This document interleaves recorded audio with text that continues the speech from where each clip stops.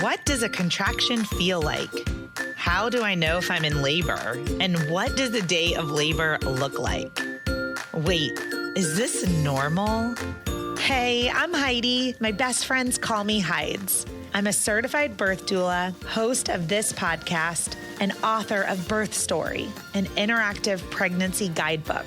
I have supported hundreds of women through their labor and deliveries, and I believe every one of them and you deserves a microphone and a stage. So here we are. Listen each week to get answers to these tough questions. Birth Story, where we talk about pregnancy, labor, deliveries, where we tell our stories and share our feelings. And of course, chat about our favorite baby products and motherhood. And because I'm passionate about birth outcomes, you will hear from some of the top experts in labor and delivery. Whether you are pregnant, trying desperately to get pregnant, or you just love a good birth story, I hope you will stick around and be part of this Birth Story family. Hey, everybody. Welcome to the Birth Story podcast. Today, I am interviewing Sarah Clark. And Sarah came to me via email from Canada. And I could not have been more excited, Sarah, to have gotten an email from your assistant about your story and what you do. So Sarah's really cool. She's like a podcaster and author, and she's got a really neat story. And so we're just going to start right there, Sarah.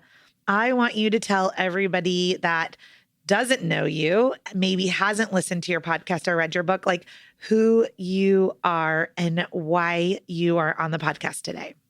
Awesome. Well, thanks so much for having me. And yeah, so I'm a fertility coach, a author, an infertility conqueror, a wife, a mother, a business owner. There's all the titles, but just a person living their passion, I guess, right now. As you know, I spent years in corporate and then discovered all the work I'm doing now and finally found my purpose. I love it. Some of my favorite interviews are when I am interviewing just mom bosses that say just what you said, that they're living out their passions. Like once upon a time, they were in corporate America. Yeah. So you are my favorite kind of guest. And today we are tackling fertility. We're going to hear about your story, Sarah, and then we are going to talk about in detail how and why you just said, I am a fertility conqueror. Because there are so many women listening right now that need this hope, that need this message from you, that feel really lost, that feel sad, that don't know where to turn, and that maybe today's episode like opens a door of something that they haven't thought about before. So let's start at the very beginning. We know where you're at today, right? You're an author and a podcaster and a fertility conqueror. But once upon a time, Sarah was in corporate America in her 20s and looking to have a family. So will you walk us through that period of time for you? Yeah, so corporate Canada. Yeah, and it was really, so I always joked in my early 20s that I was having menopausal hot flashes. I remember I was in HR at the time and I'm like interviewing people and like joking, haha, menopausal hot flash.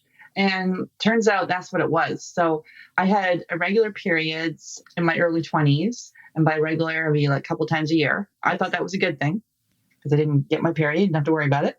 And then in my teens, I had great skin. And then in my early 20s, I started getting acne. And I also had yeast infections. And then I had this weird fungal rash on my chest. So all these kind of seemingly unrelated symptoms. And so first line of defense when you have regular periods and acne is to go to your doctor and you're put on the birth control pill. So I was put on the birth control pill and the acne didn't really improve, but obviously the periods became regular, but that was not natural way of looking at it, more of a Band-Aid approach.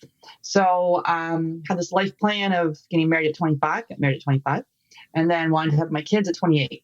So just before 28, decided to go off the pill. And at that time, the periods were still irregular. So I went to see my OBGYN. And then I was told that I had premature ovarian failure, which is the loss of function of your ovaries before the age of 40. And the only way I'd ever have children is by using donor eggs.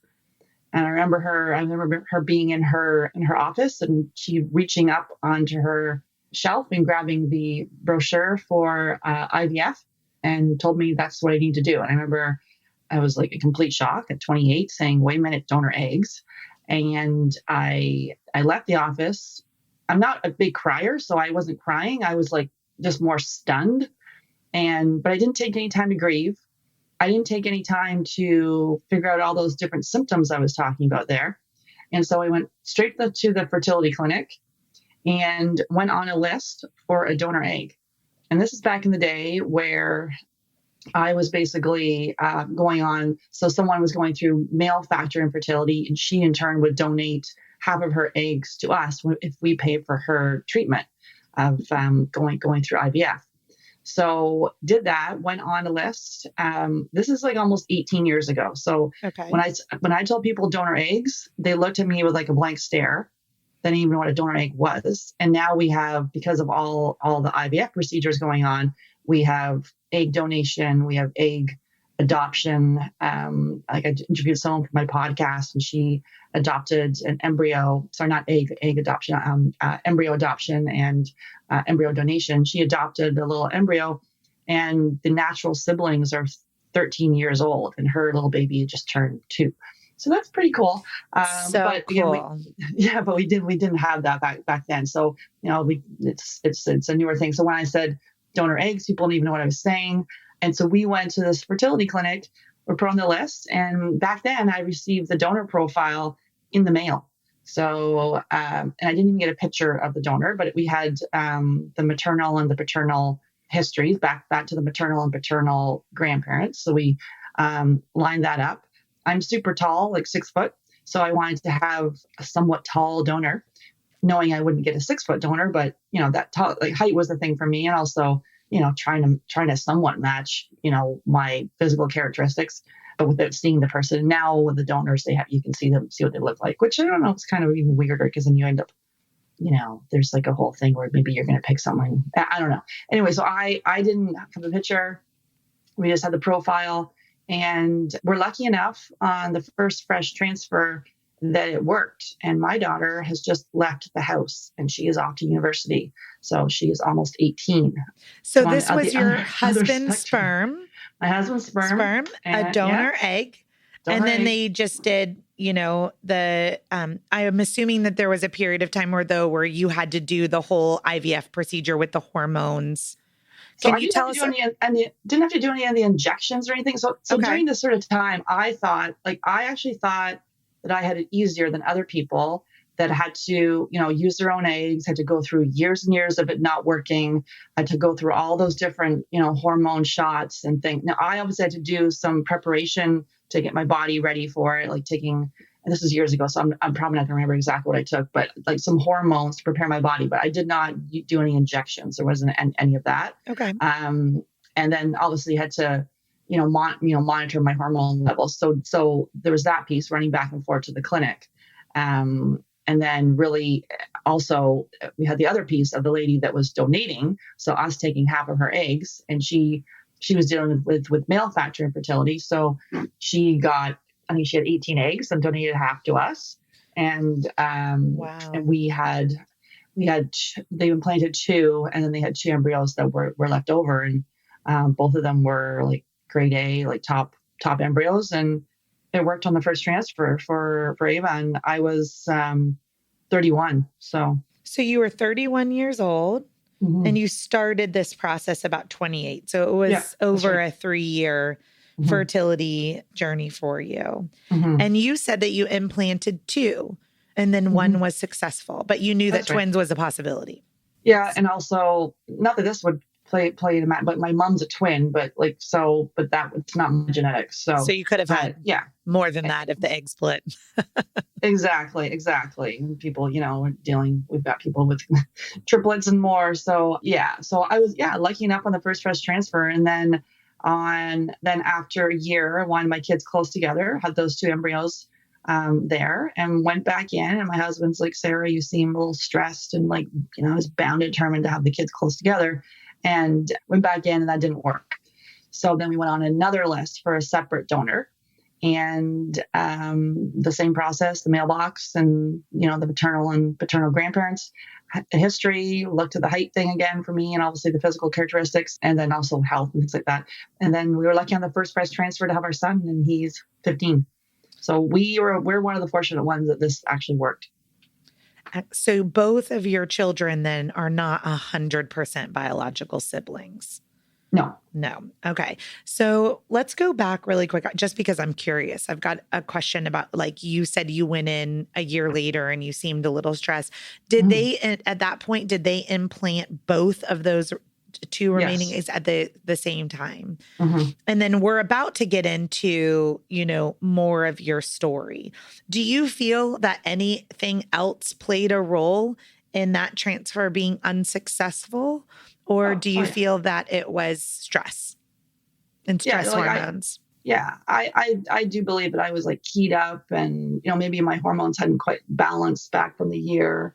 I think a whole host of things going on, but I think the fact that the stress thing that I had to, I was bound and determined this was going to work. And I didn't really, and back then, I help people now with mind, body, and, we do diet, lifestyle, all these things. So I did none of that. I just went back in, did the transfer and really didn't have, and even the counseling they provided back then, it was more like it was very limited counseling. So there wasn't really anyone to talk to about this. I just, at the time, all my girlfriends were having babies. It was you get to be that age, 28 to usually past 28 when everyone got married. All my friends got married around the 25 mark, all started having babies kind of the 28, early 30s. So there was a baby epidemic in all my friend group.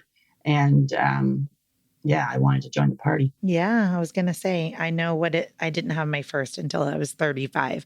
So I remember many years of sadness, trying to be really excited when everyone was pregnant with their third baby. And I was still not pregnant with my first. So, well, this is a really good place to pivot, Sarah, because what I really want to do is dig in and do as much teaching today as possible.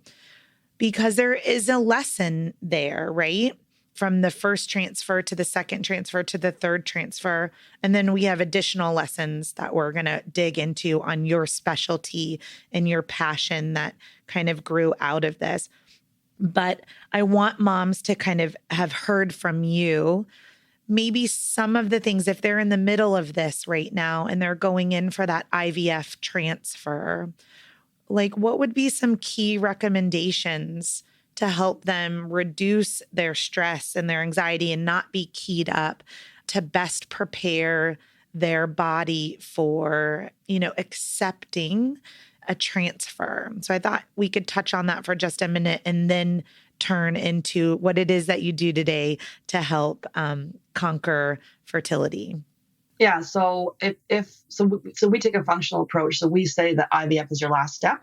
But if you are going to IVF in the next, month or two, and that's what you've decided to do, we will, like I say, to basically really dig into the mind body side of this and looking at visualization, looking at, meditation, talking about your emotions, like really dig into this, visualizing this working, because there can be a lot of stress, obviously, leading up to this and pressure, and sort of really kind of dig into self-care. And this is based on Alice Domar. So she's a Harvard researcher, and she's been running mind-body fertility groups for over 20 years. And people in her group that did these mind-body strategies, so visualization, fertility yoga, meditation, like being in a group and talking about their experience. So 55% of women got pregnant within 6 months, and then within 2 years, 95% went on to become a mother somehow. So this stuff is well proven. And if you're going to IVF, that's where you want to go. We take a functional approach, which looks at things completely differently. But if you're doing the IVF route, that's where I'd go. Okay. So before we turn to functional medicine, if someone's already at that stage right now, like they've missed this podcast, they've, been directed, they're in the process of IVF, and to say they're listening and they're like, oh, I'm really terrible at mindfulness. Like this feels like something I just don't even know where to start. Does Alice's group is that something that listeners could be part of today?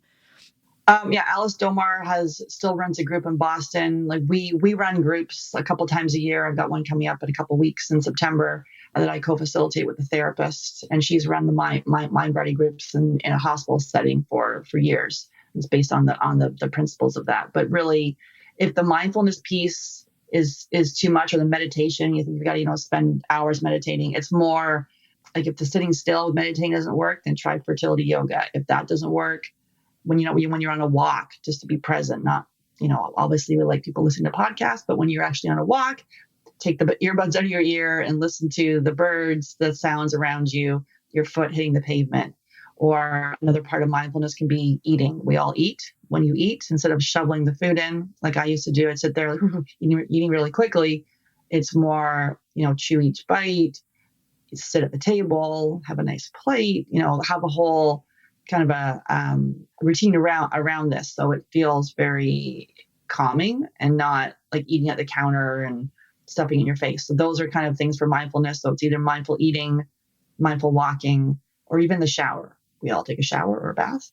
And while in the shower, and this comes from John Kabat-Zinn.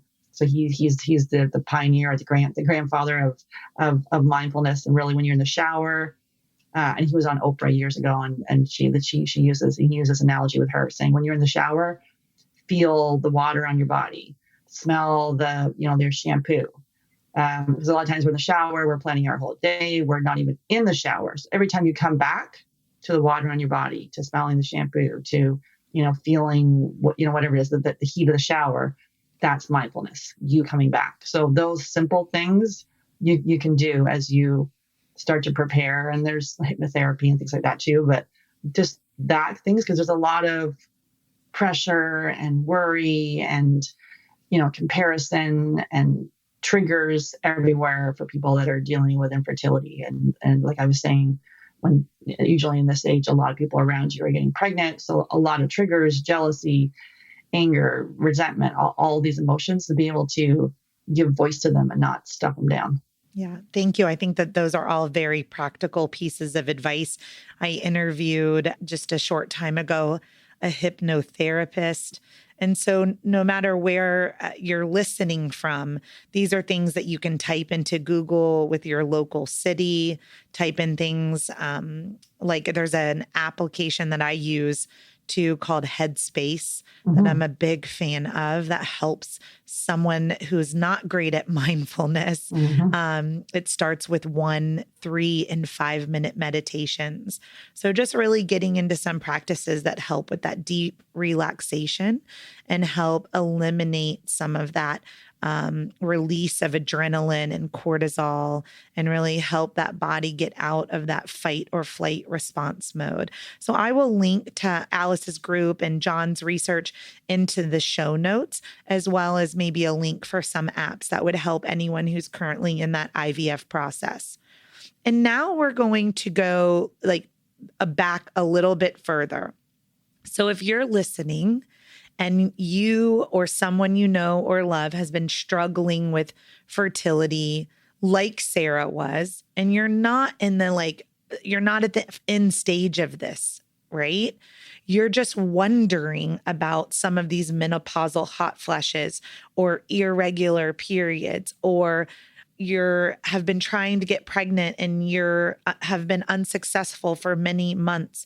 Your skin is changing. You've noticed smelly discharge or yeast infections. You had mentioned random, I know, the eczema or the fungal things on your body. There are so many nausea, sleeplessness, restlessness. There are so many symptoms that we could talk about that kind of are symptoms of infertility.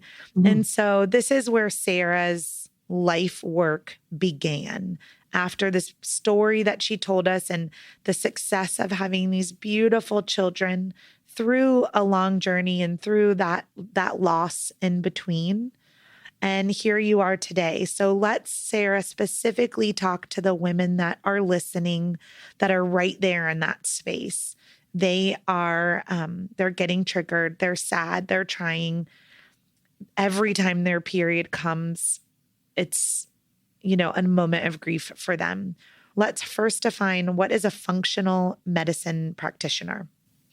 Yeah, so functional medicine looks at the root cause of disease or illness so in conventional medicine, we'll name it. In this case, we're going to name an infertility diagnosis. And a lot of people get stuck on that infertility diagnosis and not looking at the whole body. So functional medicine, nutrition, the functional approach will look at the whole body and seek to ask why and to dig deeper. So for me, I'll just kind of track a little bit back to my story, sort of how I figured all this out, because it was like years of me trying to figure this out. So after I had my daughter, I had like 9 colds. Every cold went into a sinus infection. I thought it was a great idea to take antibiotics for every cold. Not a great idea. I destroyed all my gut flora. And then after that, I started getting vertigo. I got chronic bladder infections. I was peeing blood. And then became allergic to all the antibiotics because I just kept taking antibiotics for the bladder infections, the sinus infections, and then the yeast infections became chronic. The acne got worse. I had dandruff, toenail infections. And although at the time I was still functioning, and I was in corporate still, but my immune system was pathetic. There was I got everything that passed by me. And then I took a life coaching course. And that's when I discovered that I loved health and wellness. And then I took this health coaching course. And that's when I discovered that I had these food sensitivities. So for me, when I took out dairy and gluten and later corn, the sinus infections, the bladder infections, the yeast infections slowly started going away. And then it was taking out the dairy and gluten, and then also digging into targeted supplements. And then a few years after that, taking a stool test and figuring out I had gut infections. So it was this long, and I didn't discover any of this till I was 40. So I was fully in menopause. I was no longer cycling. So if you're still cycling naturally, there's things we can do. And I think a lot of times people come to me and, they'll say they're eating a clean diet. And, but as we dig into it, I say most people will say they don't have food sensitivity. I'd say 100% of people that we work with, there's some sort of food sensitivity going on. And not to say that's, if you have that right now, that you'll always have it, because it's a reflection of the current state of affairs with your gut health. And as we start to look at potential gut infections and heal that, then we can allow the body to heal. But really, with functional medicine, it's looking at those stressors, be it a food sensitivity, be it a gut infection, looking at environmental toxins. We're all exposed to those. So the personal care, your cleaning chemicals, your plastics, the water that's not filtered. So those kind of environmental toxins, the mental emotional stressor. I think a lot of times with fertility, we focus a lot on the mental emotional stressor and forget the other environment, gut infections, food sensitivities, then also structural stress if there's a pinched nerve. So those sort of things, and digging deeper. And we use functional testing to really test, don't guess. Because right now, if you go and Google fertility foods or fertility superfoods, you're going to be inundated with a whole bunch of foods. And then even with the supplement side of things, people get stuck taking all these supplements, not knowing why they're taking it. So we use testing to then take a targeted approach to it. And when you say testing, you mean some blood or stool tests, saliva tests, like what kinds specifically, what types of testing?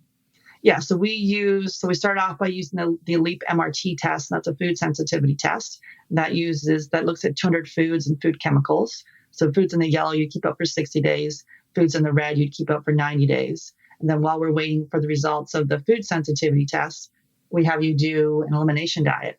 An elimination diet, we have you do that with your partner. So in the beginning, I was just coaching women, and now we coach couples to really, because it takes 2 to tango, even though most people that come to us it's female factor infertility. There's always things that we can do to optimize preconception health for the male partner as well.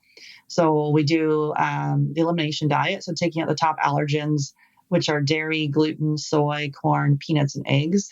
You take those out for 10 days and then systematically reintroduce them. So really the gold standard to figure out a food sensitivity is the elimination diet.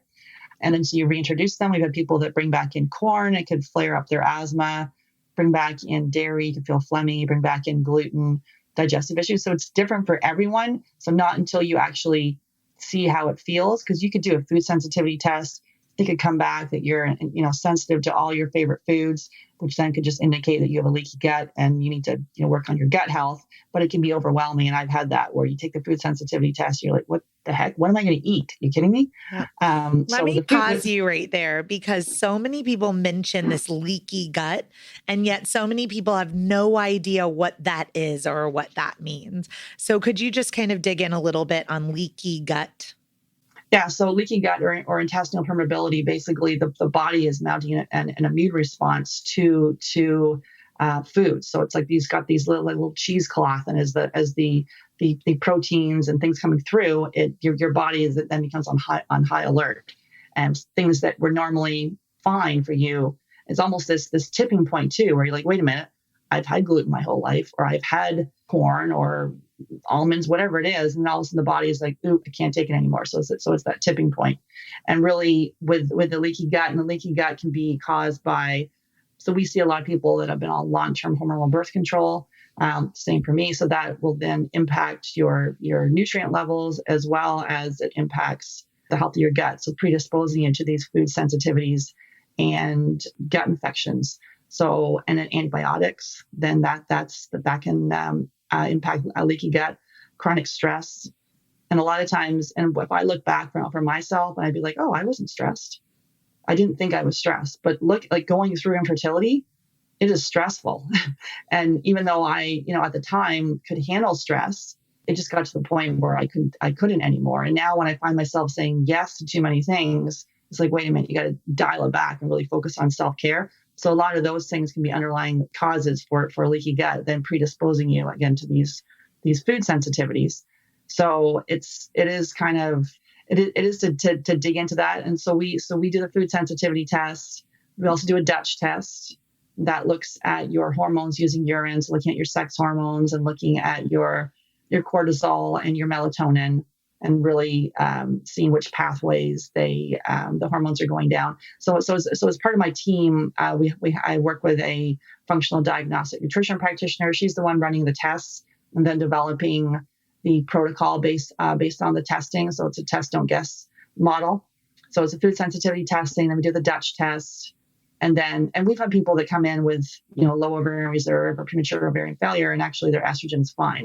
And other times we have it as flat. So it's different for everyone. Sometimes people will be taking different supplements for what they think that there's like a hormonal imbalance for what they think it is. And then with the Dutch test, we actually know what it is.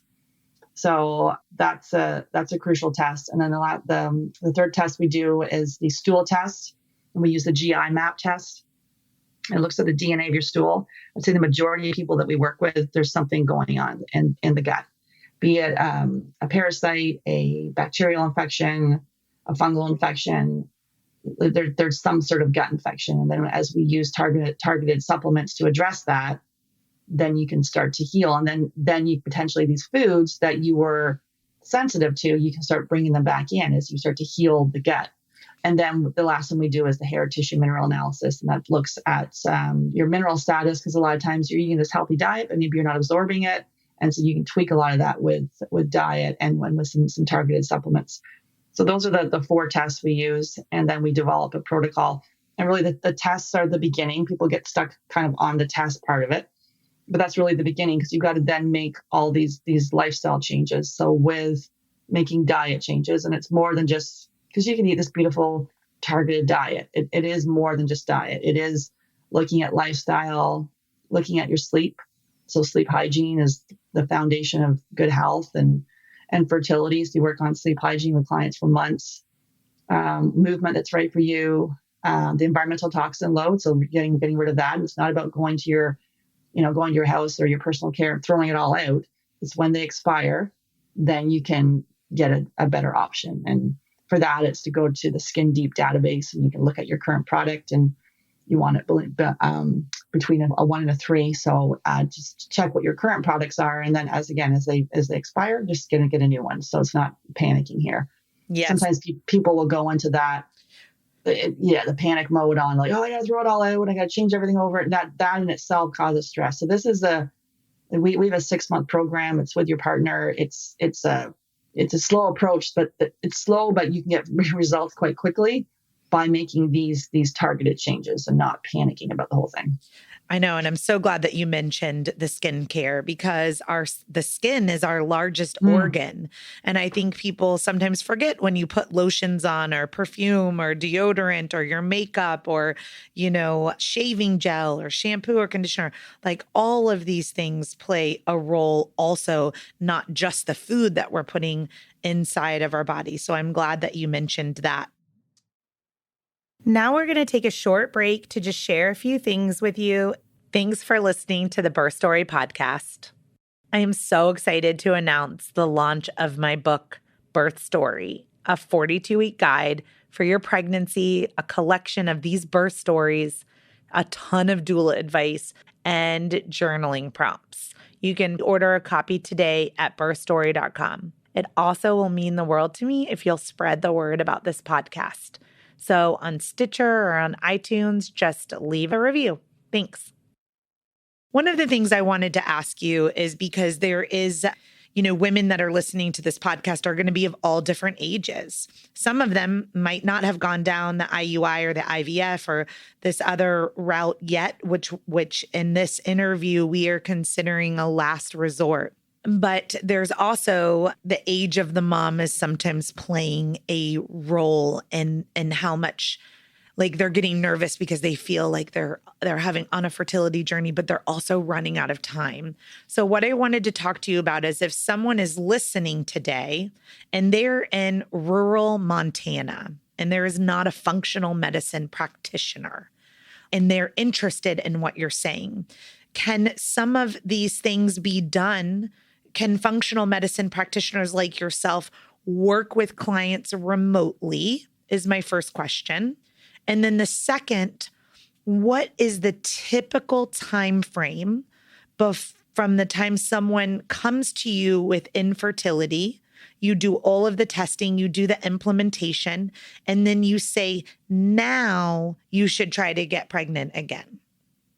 Yeah, so we work with our couples. We work with couples worldwide. It's all via Zoom, so via video chat, and Okay. also all the tests are shipped internationally and through North America. So we're lucky. We're in 2019. This is super accessible to people, and really functional medicine, functional nutrition. The functional approach is the future of conventional medicine. Instead of just, as we say, just naming it and throwing a pill at it. This is to look to see why. Because Perfect. if your body and infertility, there's 1 in 6 in Canada, 1 in 8 in the US, and 1 in 5 in the UK.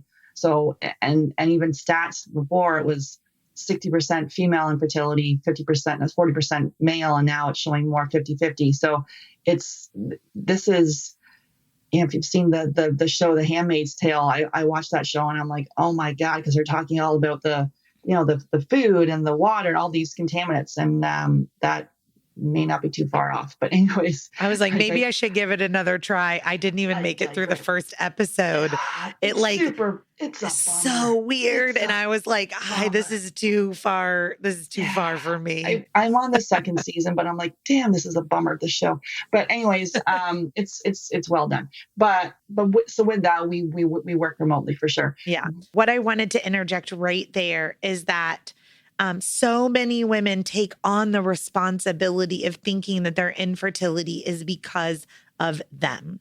And I'm so glad that you just threw those statistics out, because your partner, if you're in a heterosexual relationship looking to get pregnant this way, right, then your male partner, their diet, their nutrition, their stress, their food sensitivities, their products that they're using in the shower and on their skin and on their face that they are ingesting, that is 50% of the puzzle. That your male partner, if that is your relationship, is just as important to be on this journey. It is not just on us, the women who are carrying the baby. Creating a healthy embryo is 50-50. And so I'm so glad that you touched on that this is a journey for both partners to be on. And even I'm assuming, even for the couples that you're working with that may be going the IUI or IVF or embryo adoption route because they are not in a heterosexual cisgender relationship, Sure. but the carrying mother is still has to prepare her body. And when the carrying mother has to prepare her body, you still need your partner on that journey with you. Yeah, because it's mostly women that come to me. I'd say about 99% of women are the ones that reach out to me first, and they're the ones making all these changes. And the partner typically is quite supportive, and they may not even know what to do. And they may try to do some supplements and try to do some things, but they're not quite sure what they can do to optimize it. And also men and women handle infertility differently. Women typically are the ones that join the forums, join the Facebook groups, reach out, have an account on Instagram and really reach out that way, maybe tell a few close friends. Men, generalizing stereotypically, will tell no one, but it doesn't mean they're not equally hurting. So that's a point as well. And I think you mentioned before about the age thing, and we have women and couples. It doesn't matter what age they are, like 28, 38, 44, wherever they are. They're past the point where they want to expand their family.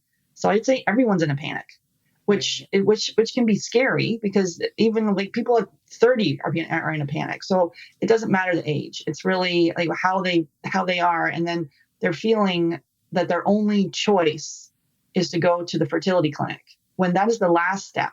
Like, why do you want if it takes if an average IVF has a 30% success rate and it takes an average of 3 cycles at a cost of $60,000?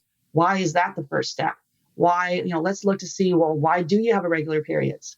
Why do you have an unexplained infertility with the functional approach is not unexplained. We've had people coming in with unexplained infertility. They actually have an undiagnosed autoimmune disease, multiple gut infections, food sensitivities, high stress. There's reasons. It's not unexplained. So that is just, this is glazing over the issues. So, and I think that's what was so important about what you do as a functional medicine practitioner. As you started this podcast, you said, I am looking for the root cause. There is always a root cause, whether we find it or not. And one of the easiest examples that I give to my clients when I'm talking to them, and again, I'm just a doula, I'm not a functional medicine practitioner, but when I'm working with my clients, especially if they've had 1 or 2 babies and then all of a sudden they're having trouble getting pregnant with the third, right? Because maybe hormones, sensitivities, things have changed, stress levels have changed, over time. But I say, if you go to the doctor and you have heartburn and they give you a heartburn pill, that day it's going to take away your heartburn. But that's just a Band-Aid. We're just covering up a symptom. But why are you having heartburn? What did you eat, right? Is your lower esophageal sphincter loose? Do you have celiacs? There's always an underlying cause. And this is the same with fertility. And here in North Carolina, they tell you to try for 1 year, this floors me. I believe that if you are healthy and you are trying to get pregnant, and you are not pregnant within 6 months, then I believe you should be seeking a functional medicine practitioner to be making big lifestyle changes by understanding your gut bacteria, your gut flora, your food sensitivities, your lifestyle. Like, this is where I believe Sarah Clark comes in. And Sarah, I could not be more excited that you said that you can work across the world with anyone on Zoom, because so many of my listeners are listening in from rural parts of many different countries. And so I wanted to be able to put this podcast out here with some functional advice about functional medicine, but that if someone's listening, that they feel like they could also take action no matter where they live. So how, Sarah, would people get a hold of you if they are listening to this podcast? They're in the middle of this fertility journey. They're not ready for that last resort of IVF, and they're really interested in doing this testing with you. Yeah, sure. So they can find me on the Get Pregnant Naturally podcast. So we interview functional doctors as well as people in the natural fertility space and the mind body space. So really looking at this completely differently. And I sort of I'll even take apart, like, if you have acne, what should you do? If you have a mental health issue such as depression or anxiety, how are these all linked to your infertility? And they all are. So we'll kind of tease apart different symptoms, even though in the functional approach we don't focus on that. But I think it's for people to kind of say, wait a minute, because sometimes people will come to me and they'll be like, oh, I have infertility plus, oh, by the way, I have an autoimmune disease. Oh, by the way, I get migraines. Oh, by the way. And it's not by the way. It's like, oh, that is a huge clue. Oh, by the way, I've been on 10 years of birth control. Those are huge clues. So someone can push pause right now on my podcast, go into your podcast app and search for Get Pregnant Naturally and hit subscribe. That's right. And then unpush pause and come back to listen to the rest of this podcast. There you go. And then, so how else? I know you wrote a book. Will you tell us a little bit about the book? Sure. So it's Fabulously Fertile. It's on Amazon, and basically just goes through the foundational steps, be it diet and lifestyle steps. It also has a meal plan and recipes in there to really take the first steps of what you need to do as far as looking at diet, looking at lifestyle, looking at sleep. All of that is detailed in the book. But yeah, that's. And I also have a cookbook too, but really, to me, the best place is to go to the podcast, and you'll see it all laid out there. When we talked about the elimination diet, I tell you how to go through the elimination diet in the podcast. So, yeah. And then I see that you're active on Facebook and Twitter and Instagram. Will you share with listeners how they may follow you? Yeah, sure. So on Instagram, it's FabFertile, F-A-B Fertile is the handle. And then on Facebook, it's Sessa Coaching, S-E-S-A Coaching. And Twitter is FabFertile, F-A-B Fertile. That's my site, FabFertile. FabFertile. And then do you have a website also? Yeah, FabFertile. It is the FabFertile. So fabfertile.com. And all of this, Sarah, I will link to in the show notes so that everyone that's listening, that's interested in learning more about your services, that they know exactly how to get a hold of you. But I really do hope that everyone will start with the Get Pregnant Naturally podcast and kind of add that into your podcast lineup. So Sarah, thank you so much for being on today. I just know that there are going to be women that are listening, and today we have kind of maybe had an opportunity to slow down their journey, give them a voice to go look towards a functional medicine approach. Maybe they'd never heard of any of this before, and they can just kind of push pause, take a look at what's going on in their body, make notice if there's any of those other symptoms that we were talking about that could be red flags that are contributing to the infertility. And so that they may consider something like IVF as a last resort rather than the first stop. And then again, this is a lifestyle change too. So as you mentioned, I'm over 40, you're over 40. Even once the childbearing years have kind of come and gone, that knowing this information about what your food sensitivities are and the way that your body and your gut responds, the way your skin responds to different things, including stress, this functional medicine is not just for fertility, is what I'm trying to say. Is this is something that then you can adopt into your children's lifestyles. And we have the opportunity to raise the next generation that comes behind us to know things about mindfulness and healthy eating and relaxation. I've talked about this many times on my podcast. My children and I are on the Reed diet. It was a provider here in the United States, Katie Reed. But essentially, my son had a stroke when I was birthing him and has cerebral palsy and hydrocephalus. And we see a huge changes in his ability to verbally communicate at 4 years old. and to have easier transitions when the inflammation is out of his body, so that the neural pathways between his gut and his brain can communicate well, even with brain damage. And the differences have been completely night and day by cutting out dairy, gluten, soy, corn, all of these things that stem back to glutamate. So I'm a raving fan of yours, Sarah Clark, and functional medicine practitioners in general. And I just couldn't be more thankful for this podcast today. Well, thanks so much for having me on, Heidi, and doing the work that you do as well. And looking at the functional approach, you can't go back. That's why I'm sharing it with everyone, because once you find it, it's like, what? Why didn't I know this? Yes. And I consider myself a educated, somewhat smart woman. And I'm like, why did I not know this? And so I think it's up to us to spread the word. Yeah, spread the word. Please share about this episode. Please share about the Get Pregnant Naturally podcast. And you never know, at the end of this, you may have a little baby in your arms or a toddler like me, that in the mornings you're turning on your Vitamix and you're putting things like fennel, kale, spinach, carrot greens, and beet greens. All of those things went into my child's smoothie this morning, and beautiful. It was finished within 30 seconds.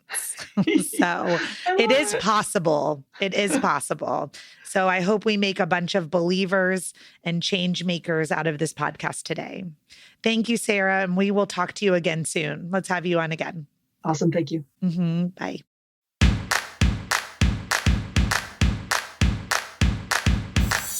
Thank you for listening to Birth Story. My goal is you will walk away from each episode with a clear picture of how labor and delivery might go, and that you will feel empowered by the end of your pregnancy to speak up, plan, and prepare for the birth you want, no matter what that looks like.